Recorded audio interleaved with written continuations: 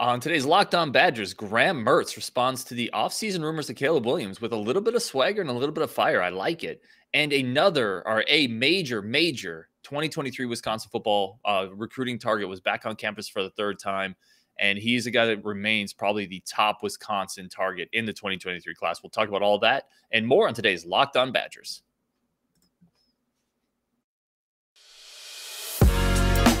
You are Locked On Badgers, your daily podcast on the Wisconsin Badgers. Part of the Locked On Podcast Network, your team every day.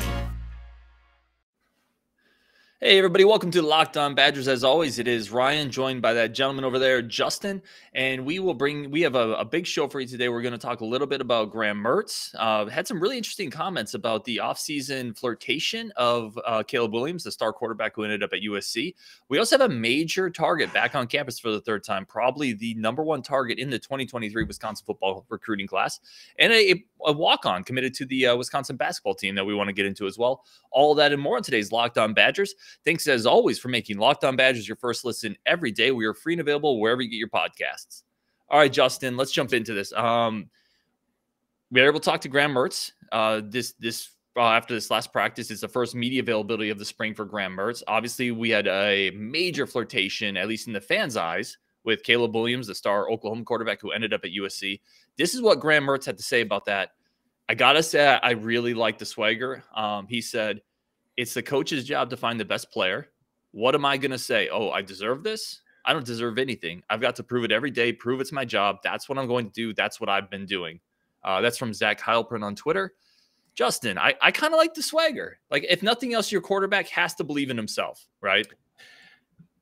He can believe in himself all he wants. I want to see him back it up at this point. Like, I've officially gotten to talk his cheap level with him at this point. I need to see some production. You know, I love it.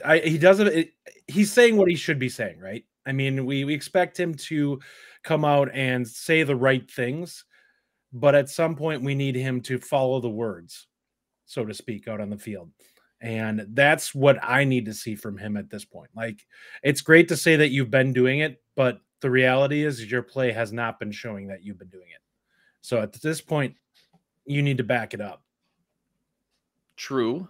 He does need to back it up, but I think this is also what, like you said, this is what you have to hear from him, right? Yeah. He can't be salty, right? He's not salty. Yeah. He's not, I would say go out and get somebody. It's very much, I get it. The players that find the best, the coaches have to find the best players. Like, he's acknowledging that. I like that. There's accountability there. And he's got a little bit of, listen, get off my back. And I bet you in the back of his head, he didn't say it in this, but I bet you in the back of the head, he's also thinking, listen, I didn't have great receivers. My tackles were turnstiles. Like, let's back a little bit off of this and understand that the whole offense wasn't very good. I think there's a little bit of that there. And I would agree with that. It's safe to say some of that. Listen, we would both agree. I'm not going to completely bag on him because, let's be honest, he did get better during the course of last season. So there is something to be said for the fact that he did have some growth. That being said, he needs to start being an average to a slightly above average Big Ten quarterback. We need to see that level of production. Listen, you're a high 4-star. We need you to at least be average to above average. You can't be a net negative for the offense. So at this point, yeah, I know he's a hard worker. Like, right? There's never been anything that we've heard about him that is a negative that says that he's not getting the job done or doing the work. Right. Yep. So I don't want to make this seem like he's not trying, because we definitely know that he is, and nobody wants to get better more than he does. So at this point, it's just, I want to see growth from that position. And I guess to me, my patience is wearing a little thin, because it feels like that's our passing game is what's holding our offense back. And you're right, the offensive line was awful to start last season. That's a big chunk of the blame that was why he struggled. The receivers weren't great. I've heard some things coming out of spring that, they're getting separation is something that we're hoping that will become more of a regular occurrence. It hasn't been great so far in the spring, apparently. So you're right. He's not having guys who are running free out there, and never was last season. But at some point we got to figure something out. We do. Whether it's the offense or his level of play. So like he certainly needs quarterbacks need to elevate the skill position players, yes. right? Good quarterbacks, right? And that obviously hasn't happened with Mertz. But it's also fair to say he's never thrown to an NFL wide receiver. Jake Ferguson will be an NFL tight end, certainly, but he's never thrown to. He didn't have Quintez Cephas, right? Like that's why I think that's why he locked on to Ferguson for the better part was the fact that best player. He was the one guy that I felt confident in. And absolute best player. Now, I will say this, having just given Mertz a little bit of an out the last 2 seasons, right? This season is also shaping up to have 2 brand new tackles, brand new receivers, right? You could very easily at the end of this year, it's not inconceivable to say at the end of this year, it wouldn't shock you if I said, man, the receivers weren't that good again this year, right? We're hoping they're better, but listen, that there's a definite possibility at the end of this year, Mertz still hasn't had a great set of receivers to throw to, which is unfortunate. Yeah. I think the offense will be better just because of the fact that I think the offensive line will be better. Do I think that means they'll be elite? No, it does not mean that I think they'll be elite. I think they will go from good to slightly better good at worst case. Slightly better good? Yes, that's the way, because I can't say great. Like it's too early in the spring for me to say great. Like that's to me, there are the pieces there for this to be a dominant offensive line. Agreed. I just don't know if we're going to see it this year, especially with a lot of guys breaking into new positions. I do think that Nelson will hold down that left tackle spot, and I think he'll actually be pretty good. And I think Tippmann is the guy they're going to lean on as their anchor, as the guy who's played the role and continues if once he gets healthy and gets out on the field. So I think the pieces are there for them to be good. I just don't know if they're the pieces, if they're going to be a dominant unit this year. Yeah, and I don't want to shift this too much into the offensive line quite yet. My big focus is I just really respect the heck out of this comment. Like it's Graham Mertz saying I have to go out and earn the job, and it's Graham Mertz saying I get why coaches would be looking for the best player. Like I really respect the accountability of that, because at the end of the day, that's what most fans want their players to be, is accountable. Right, and it's not. We don't want excuses. We don't want it brushing off. We want them to go out there and do it. Everybody wants their players to succeed. Not all players succeed. At a bare minimum, we want accountability. Yes. Right. We want, and this is a sign of a leadership thing, a maturity thing. It's not a quarter of years as a starter. I've won quite a few games. Why are all these rumors out there? Because we've seen other situations like that. So I really like this. This is a maturity check for Graham Mertz, and it looks like he's passing it, which to me is a big intangible thing. Well, and he's been doing that since he got here. Like he's always said the right things. We've never had him make the brash, immature comments that some quarterbacks do when they step on the college campus, thinking that they're just going to go out there and tear it up. Because let's be quite honest, whether you're a 4 or 5 star or a 3-star, the bulk of guys don't pan out. They just don't.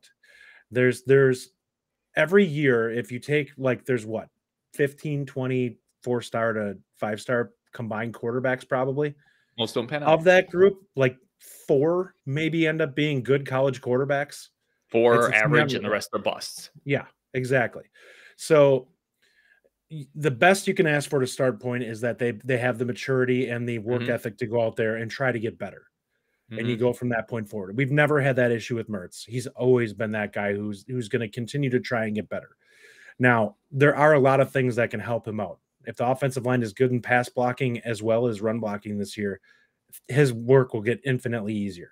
If the wide receivers can separate and give him easy throws, the passing game will get better this year. There's no doubt about that. Yeah, I'm on board with your general thought that this should be a better offense this year. But obviously, we'll wait and see a little bit on that still.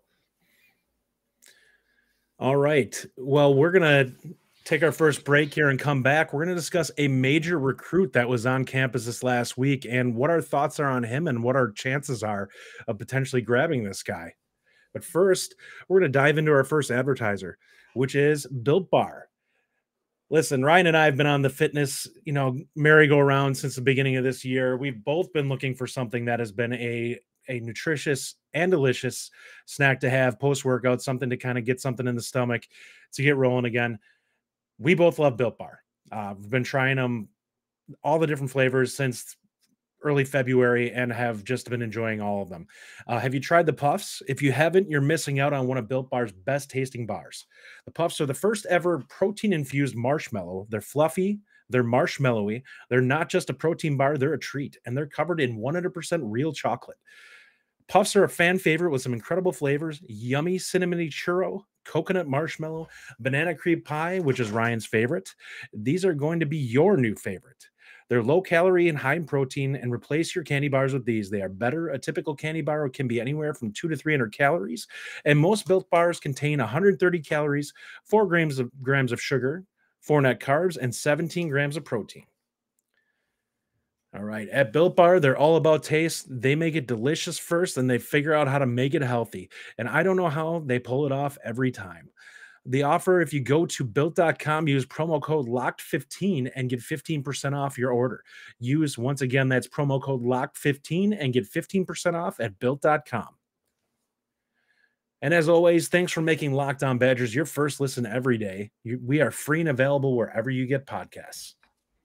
All right, Ryan, diving into major target on campus. One of our personal favorites. He's our recruit crush, so to speak, and that's Tackett Curtis. The guy is basically a missile at the linebacker position in high school. Mm-hmm.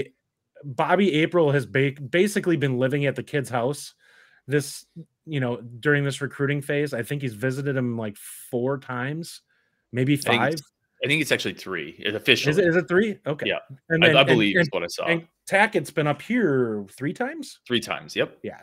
And he's got another one planned for an official visit. We did get an official as well. So yep. So feeling good about this one. There's been some news coming out there at Ohio State's a major potential target for them. Wisconsin, they can't do better than what they've been doing. And, we've heard hints out there that Wisconsin may be the front runner at this point in time. At worst, they're roughly, in an all tie with whoever's out there. And that's great to hear. It's a position of strength for us that we typically recruit very well and we produce guys at. I mean, linebacker has been a virtual turnstile to the pros for the Badgers. Yeah, this is a big target. And just to give everyone the vitals, Tackett Curtis, 6'2", 220, out of Manny High School in Louisiana, which is a really good high school program. They have a cornerback or safety that's also being recruited by all the big boys for next year's cycle.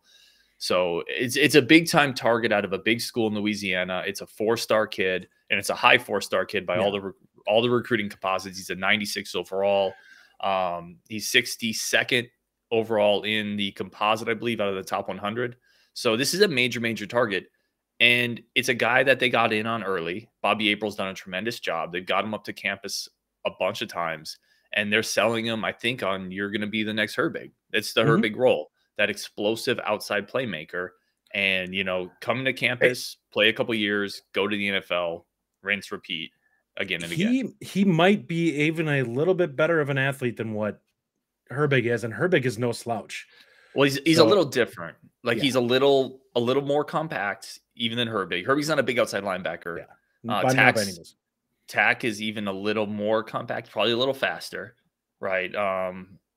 Very sudden. Yep. Very sudden. He had an incredible stat several years ago. I read it, or a year ago. I read it in high school. He had something like 5 interceptions off of tipped passes in his junior season, right? Like, it just speaks to and I think I'm quoting that correctly, by the way, but it was some ridiculous number just speaking to his athleticism, his quick twitch, his playmaking ability. If you go to Huddle, look and get Tackett Curtis, watch his film, he just blows people up. It's just a perfect fit. Yeah, he can. And there's a reason why he's a top 100 kid, a top 75 kid. It sounds like right now the 3 big players in this recruitment, it's Wisconsin, where Bobby April's done a tremendous job getting us into this mix, Ohio State, who apparently did a really good job on their official visit with him as well, and USC. Those are the 3 schools where it looks like official visits are going to be locked in. And those are heavy hitters, right? Mm-hmm. I mean, USC and Ohio State, those are heavy hitters. And you could make the argument that Wisconsin has the best track record of sending linebackers to the pros in recent history out of that group. Yeah, I don't even think it's an argument. They do. Yeah. So, to an extent, I'm happy that we're not seeing some of the other traditional players out there that are big time producers at the linebacker position. Alabama, I think that does help. Clemson. Yep. Notre Dame has been putting a lot of buckets. Georgia is a great example. Yeah, and they have a Georgia ton of dudes in the NFL. So we don't see any of those guys that are potentially can fall on track record against us and say, hey, well, we send guys. Well, so does Wisconsin. And Wisconsin will take you and put you there if you're a walk-on. So if you're a high-level recruit, you're virtually a lock if you do the work. It's definitely the lure that Nick Herbig talked about. Right, Herbig specifically talked about it. I'm coming to Wisconsin because they're NFL. I want to be TJ Edwards. Yep, or TJ Watt. Yes. Yep, and it's definitely something that Tack Curtis and his family have kind of taken note of as well. Like the pipeline there is as strong as any college program in the country right now. And it also speaks to the other thing I was going to kind of bring up has outside linebacker, but outside linebacker maybe more specifically because you have Herbig was a big time recruiting get, Bowlers, Peterson. They're in on. Spencer Lytle, even though they moved him inside, was a Clemson guy who could have gone to Clemson. And now they're obviously in Tackett Curtis. Has outside linebacker become Wisconsin's premium recruiting position, even above offensive line? No. Offensive line has been churning out way too many 5-star and mid to high 4-star players for us to say that. Now, from a national perspective, yes. You could make that argument. We have pulled in obviously some 5-star kids that are out of state in Logan Brown and Nolan Rucci, but Rucci had connections with his brother being here. Logan Brown, we just did a really great job of getting him here. So we've been very fortunate recently to have very, very high level recruits on the offensive line from the state of Wisconsin. That is something that will hopefully continue to happen going forward, which will help keep things going. It looks like this next cycle, we're stepping a little bit more out of state. I think we're a little thinner this year. So we may see that change a little bit. I don't see us going necessarily at the high level targets that we've seen in years past that are the guys who are the mid to high 4-stars. And that's, to be fair, we have Bostad there now as opposed to Rudolph. It's very different. We don't hit what he looks for specifically in a recruit may differ there. So we don't know what is important to him as a coach looking at that position. It's also a weird year, right? Because he's just getting started building his recruiting board. He's kind of coming in the middle. And there's the in-state class, which we talked about a couple shows ago. There's just not that dude in state. Those 2 or 3 guys in state, those Bruners, those guys, those Nelsons. So this is going to be a tough cycle to really gauge any of that on. I'm going to be really curious to see what he does next year and the year after, right? But outside linebacker, and I would agree with you mostly. The people we've landed on the offensive line in recruiting have been of a higher pedigree overall than the linebackers we brought in.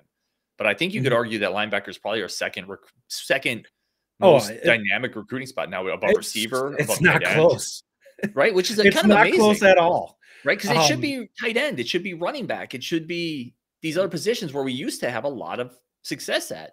We typically, if there's somebody who is available or fits our criteria to get into the school here and they're a high level recruit, we have not missed much at linebacker. We most of the guys that we latch onto early in the cycle are typically the same guys that are there late, and we have not missed. Bowlers was a top level target when we attacked him. Peterson was a top level target. Herbig was a top level target. We do occasionally miss out on some guys a little bit more often in middle linebacker than we do at the outside linebacker position. And I think that speaks also to the fact that there's just not a ton of 3-4 defenses out there in college football, although they are becoming a little bit more common now that people are kind of seeing the flexibility that it gives you. But we don't miss really at that position. Like, we'll throw out our initial offers early in the year, and we typically hit on at least one of them. Well, let's keep in mind, some of that's just Bobby April has turned into just a recruiting he's a machine dynamo, right?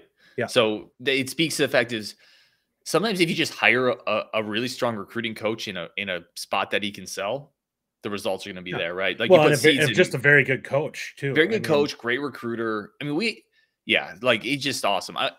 We're getting a little up on our next segment here, so we're gonna have to cut it. I do want to leave you with a prediction just based on what is out there, the amount of times he's visited, and just some just some whispering things that we've heard. I think he's going to end up at Wisconsin. I think Tackett Curtis is going to be a Badger in this class, and he's going to headline this class. I think that based off what we've heard, the family is a huge fan of Wisconsin, and I think part of why they like Wisconsin so much is it's very much no nonsense. There's not a lot of glitz and extra nonsense going around.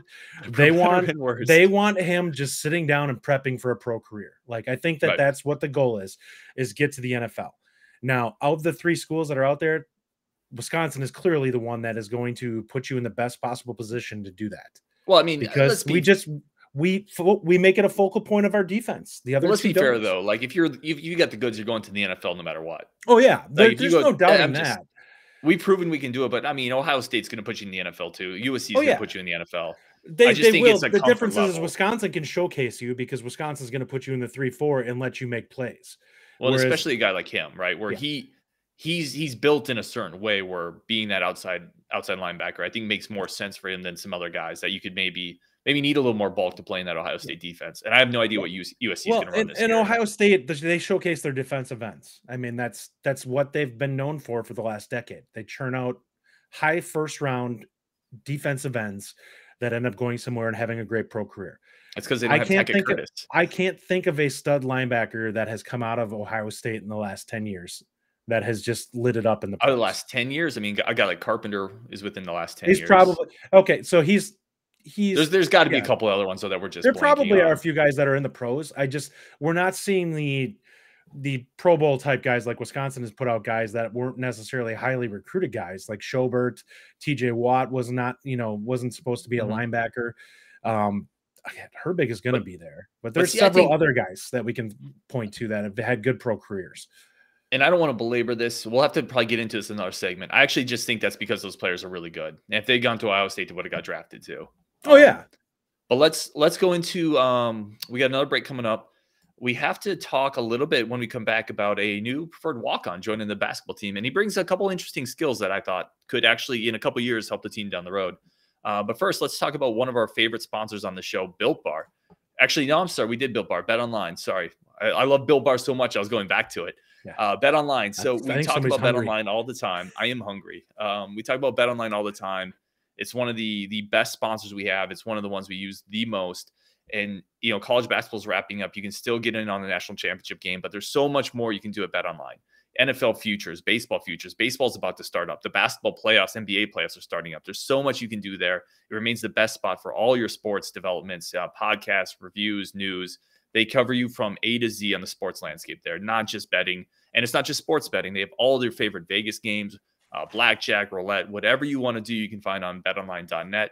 If you head to the website today, use your mobile device, computer, whatever you want to do, you can see all the latest action and trends. You can go to the NFL futures section, right? If you're into if you think you have a good feel for who's going to win the NFC, the AFC, right now, my 49ers are plus 700, right? If you believe in Trey Lance, you put $10 down, you can make an easy 70 off that. I'm probably going to do that because low key, I think Trey Lance is going to be the answer there. So that's the type of stuff you can do with Bet Online. You're always looking forward. It might be a year early, but better to be a year early than a year late. Yeah, this is right? True. So it's one of those places you can always look forward. You never have to say the season's over. There's always something to do at betonline.net. Bet Online, where the game starts. All right, Justin, let's get into a walk-on that I'm actually obviously walk-ons, a lot of them football and basketball, they join the program and you never really hear from again for a lot of reasons. But there's some walk-ons that join the program that if you look at it through a certain lens, you can say, 2 or 3 years down the road, I think this dude has a chance to be a rotational player. And I think the guy that committed on Monday, Luke Haertle out of Oconomowoc, Wisconsin, who is, by the way, also a high school quarterback. Yeah, so we can continue that trend of, former high school quarterbacks playing guard for Wisconsin basketball. A 6'3" guy. I really think he brings some interesting stuff. He's got a little Trevor Anderson in his game. Similar size, similar body type. I think he can really shoot the ball. He's crafty. He's got kind of that Luka Doncic, kind of pudgy man, old man body. I think he's going to get in a college program, tighten that up. I'm actually kind of excited about this. I watched him play some during the state tournament. The kid can shoot. And when I say shoot, I mean he's got shot-making skills. He hits tough shots, and he makes them look easy. he was the focal point of his team's offense, and they threw everyone at him. And I'd watch him do turnarounds and stuff like that, and I'm like, man, he hits that clean. And he played some really athletic teams. He was in a division where there's some really good private schools that were involved that he really played well against, and he was just a machine. He does need to tighten up a little bit. You're right on that. I wouldn't say that he is a high level athlete, but I don't think he's going to be terrible there. I think that he can be out there spot minutes, and he's not going to hurt you a lot. He's going to be strong. I will say that he's got a body to carry good strength. So as a defender, I think he'll body up well with guys. The question with him is going to be the foot speed and whether he can stay in front of faster, more athletic guys. How do you like my Trevor Anderson comp? I think there's a lot of Trevor Anderson there. Who, by the way, actually like Haertle a little better than Anderson, but I'm going that based off of Anderson post knee injury. Sure. So, I mean, I was going to say though, even Anderson, if Anderson pre-knee injury was on last year's team, he would have been the best guard coming off the bench. Again, low bar there, but that's a valuable player. He probably would have played a lot considering he could shoot. Yeah. So, and Haertle, I think, will be a decent shooter at the college level. Like I think it will translate for sure for him.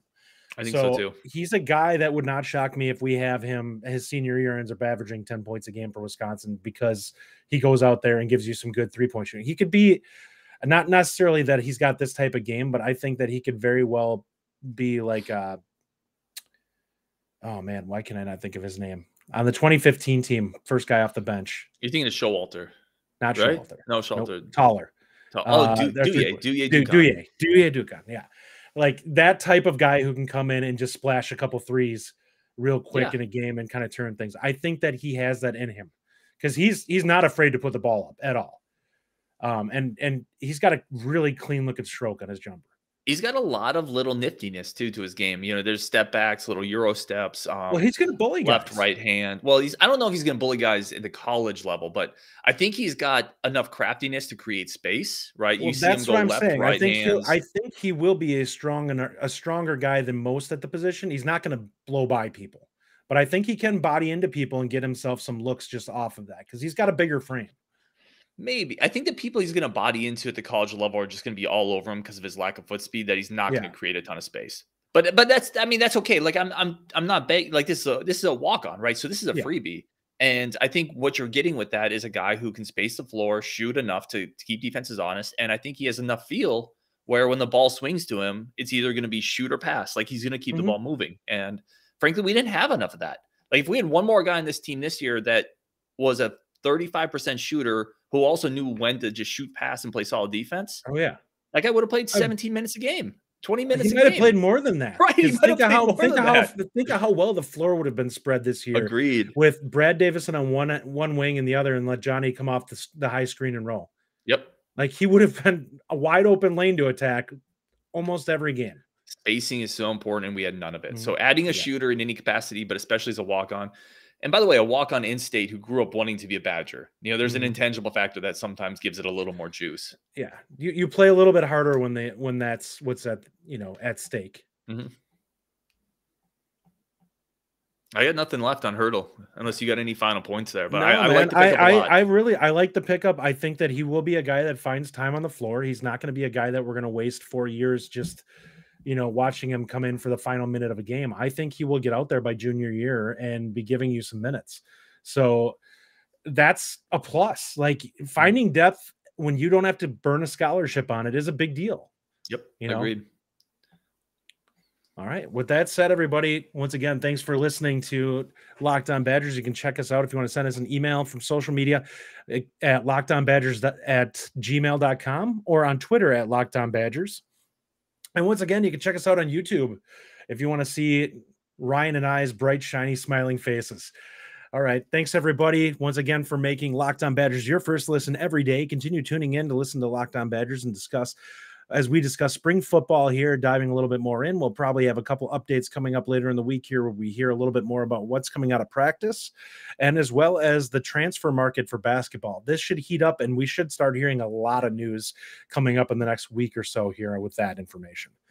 Now, make your second listen Locked On NFL Draft. Ryan Tracy and former NFL cornerback Eric Crocker bring the NFL Draft to life every day with insight and analysis on college football prospects and NFL front offices. It's free and available wherever you get podcasts.